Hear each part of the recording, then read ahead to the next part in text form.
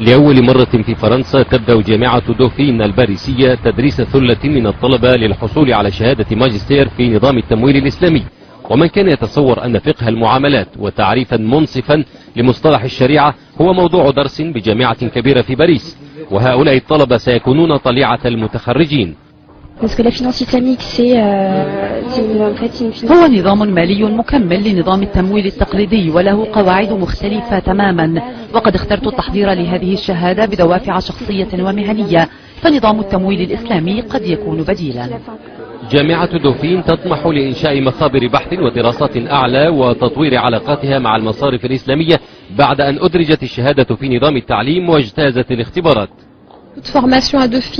كما تعلمون كل شهادة لابد أن تقبل من مجالس علمية، وشهادتنا اعتمدت من 3 مجالس رغم بعض الاعتراضات في البداية، لأنها تستجيب لاحتياجات وضرورة تنويع البرامج الدراسية وجلب خبرات جديدة تفيد الطلبة والخبراء. البنوك التقليدية عجزت في حل أكثر من أزمة، ويعزى فشلها إلى الاهتمام بما في الجيوب أولا وأخيرا. لذلك تأتي الشهادة الجديدة التي جرى إطلاقها في قلب بورصة باريس لتطرح تقنيات جديدة وبعدا أخلاقيا.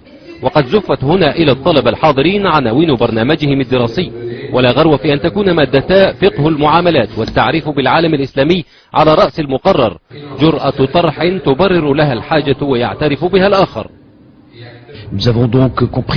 لقد أدركنا أن نظام التمويل الإسلامي يشكل رهانا هاما في قطاع التنمية، ومن جهة ثانية فرنسا بها 8 ملايين مسلم، ومن الطبيعي أن نهتم بالتمويل الإسلامي الذي يلقى رواجا دوليا.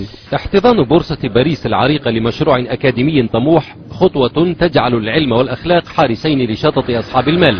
وفضلا عن ذلك فإن مجرد وجود مصطلح إسلامي في الدراسات الجامعية هنا قد يسهم في إزالة الريبة وسوء الفهم للإسلام والمسلمين بشكل عام، وفي ذلك أيضا أفق اندماج أكثر إيجابية للجاليات من بوابة أكاديمية. إدخال مادة الصيرفة الإسلامية أو التمويل الإسلامي في قطاع الدراسات الجامعية العليا في فرنسا هو مؤشر إيجابي على التقارب بين الحضارات والاستفادة مما عند الآخر من قيم أخلاقية وليس فقط من أموال وقابلية استثمار. عياش دراجي، الجزيرة، باريس.